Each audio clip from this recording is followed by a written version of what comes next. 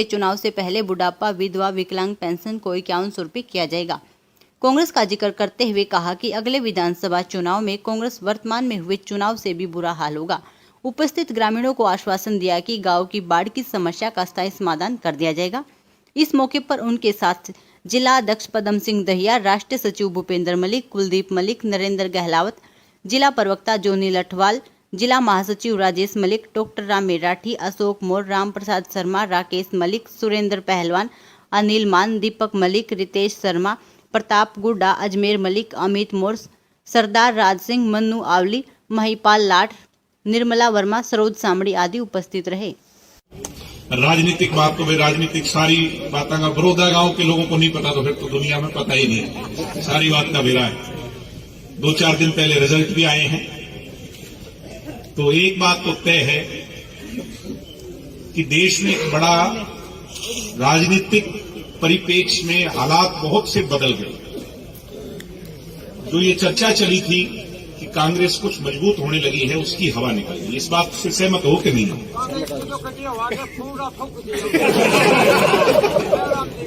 तो कांग्रेस बैठे रहेंगे ना तो कतलियां हो जाएगी। कांग्रेस का एक कारण है कमजोर होने का। उसमें सोनिया जी तो बुजुर्ग हो गई, और भाई राहुल गांधी के बस का नहीं। एक आखिरी ये उम्मीद थी, एक जो है उसमें लोगों को ये लगता था भाई इसमें कोई छवि है, वो भी आपने यूपी में इस बार देख ली। कांग्रेस के 97% उम्मीदवारों की जमानत जब्त हुई प्रियंका जी के नेतृत्व। उसका एक बड़ा कारण है, जब नेता चुनौती लेने से पीछे हट जाता है तो फिर लोग उसको वोट नहीं देते।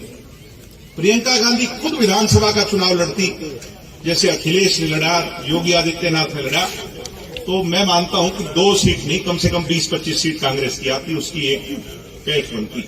मगर वो तो दिल्ली बैठ गई और उसके नाम पे चुनाव लड़ा गया, यूं पार नहीं पड़ा। ऐसे ही राहुल गांधी, तो आगे कांग्रेस का भविष्य नहीं, जो ऊपर नहीं तो फिर अपने प्रदेश में भी नहीं। ये बात आप मान करके चलो। जब जब कांग्रेस की सरकार हरियाणा में बनी है, वो तभी बनी है जब केंद्र में कांग्रेस की सरकार बनी है। इतिहास उठा के देख लो आप पीछे का पूरा। तो आगे कांग्रेस का आपकी चर्चा नहीं होगी आगे। ऐसे हालात में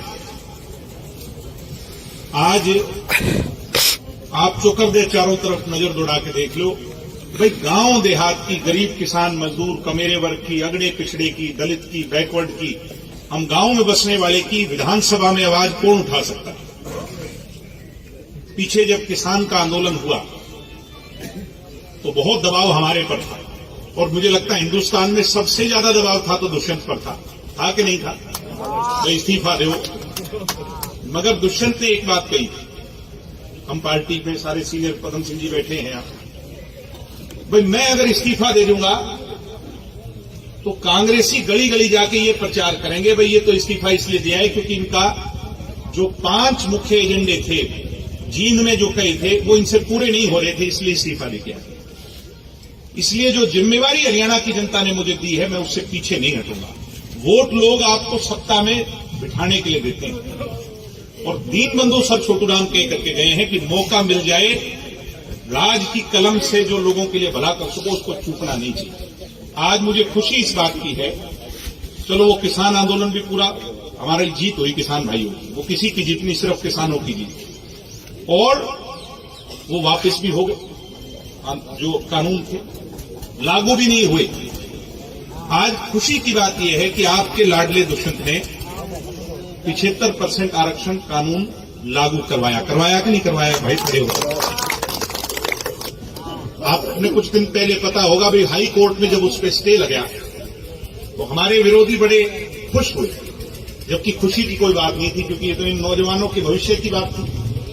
तो हुड्डा साहब का बयान ये आया तो मैं तो पहले कहूं था ये लागू नहीं हो सकता। दुष्यंत जी ने कहा, हुड्डा साहब 15 दिन का समय दे दो, सुप्रीम कोर्ट में जिता के लाऊंगा। और वही बात बनी, सुप्रीम कोर्ट में जीत हुई कि नहीं हुई? 10 साल यहां पे कांग्रेस के राज में हुड्डा जी भी आए, दीपेंद्र भाई भी आए। आप मुझे नौजवानों ये बताओ, क्या हमारे जिला सोनीपत में बड़ी फैक्ट्री कोई लगाई क्या? बताओ भाई, आईएमटी यहां भी थी, आईएमटी रोहतक में भी थी, मारुति लगी तो रोहतक में लगी, एशियन पेंट लगी तो रोहतक में लगी। जो कुछ लगाया अपने क्षेत्र में अपने लोगों को फायदा पहुंचाने के लिए। आपको तो ये कहते रहे भाई थाम मिल मेरे में भी थारा, मगर नहीं लगा। आज मैं आपसे ये पूछता हूं, दुष्यंत को पहला मौका मिला, कोरोना काल में तो फैक्ट्री लगनी नहीं थी। कोरोना खत्म होने के बाद पहला अवसर मिला मारुति की एक्सपेंशन फैक्ट्री लगने का।